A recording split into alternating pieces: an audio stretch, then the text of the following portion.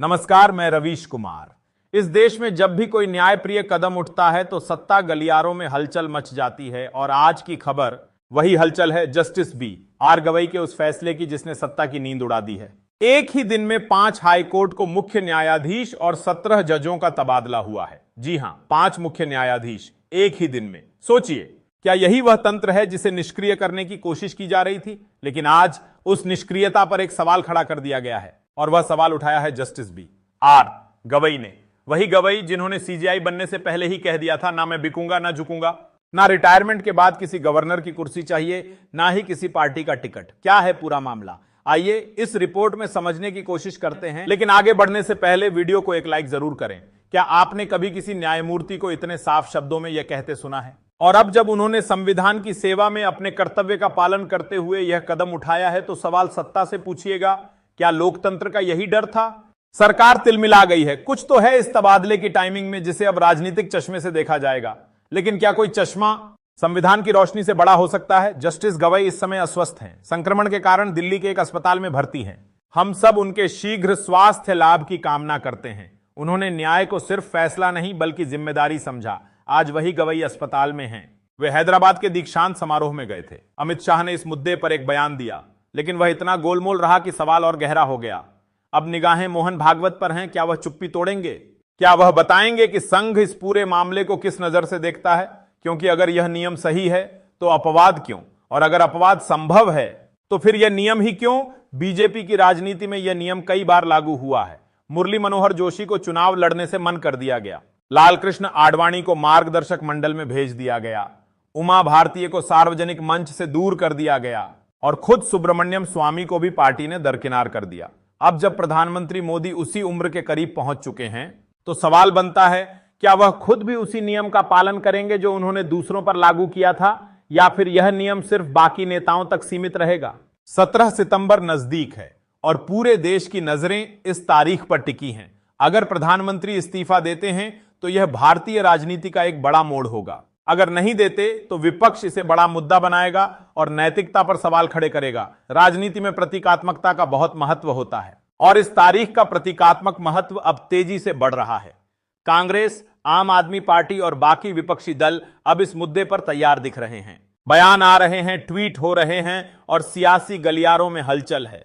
अगर बीजेपी को इसे अफवाह साबित करना है तो उन्हें सामने आकर स्थिति स्पष्ट करनी होगी, क्योंकि चुप्पी अब संदेह को जन्म दे रही है। हमारी टीम ने उन खबरों का विश्लेषण किया है जिनमें कहा गया है कि प्रधानमंत्री मोदी ने एक बंद कमरे की बैठक में अपने भविष्य को लेकर चर्चा की है।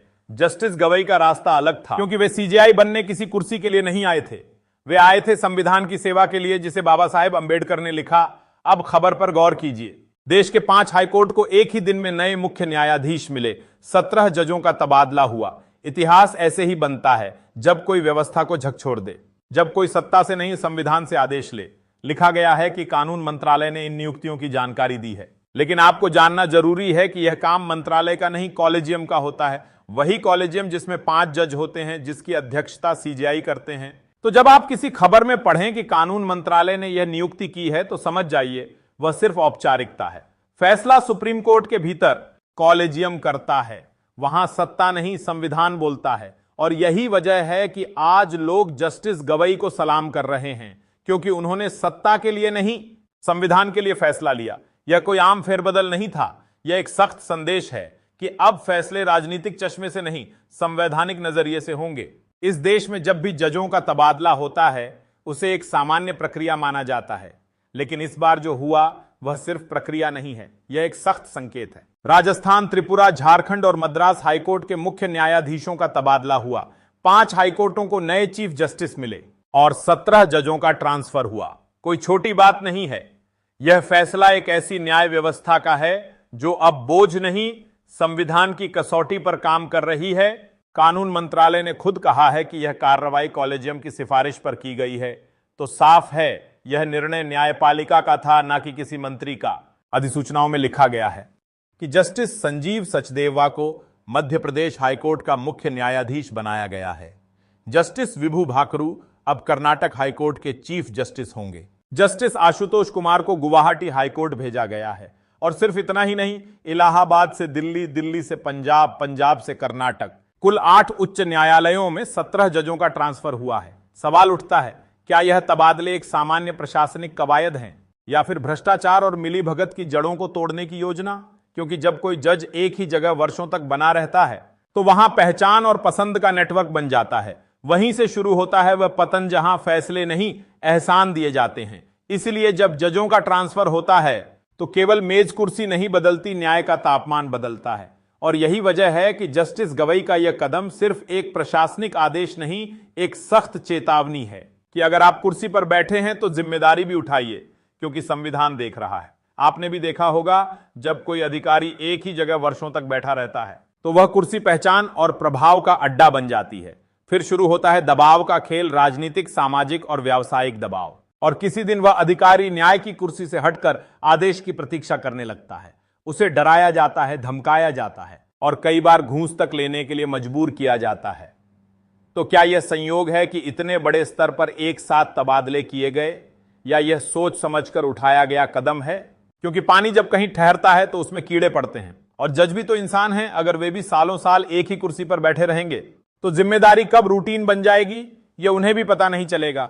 इसलिए जरूरी है कि पानी बहता रहे और व्यवस्था में प्रवाह बना रहे। न्यायपालिका को जमी हुई कुर्सियों पर नहीं चलना चाहिए, उसे बहती नदी बनना चाहिए। तो यह जो 17 तबादले और 5 मुख्य न्यायाधीशों की नियुक्तियां हैं, इन्हें सिर्फ एक लिस्ट मत समझिएगा। यह संविधान को ताजा हवा देने की कोशिश है। और अब सवाल आपसे, क्या आपको लगता है कि जजों का ट्रांसफर भ्रष्टाचार और दबाव से न्यायपालिका को बचाने का एक सही तरीका है? अपनी राय जरूर दीजिए, कमेंट कीजिए, क्योंकि लोकतंत्र सवालों से ही बचता नहीं, बनता है।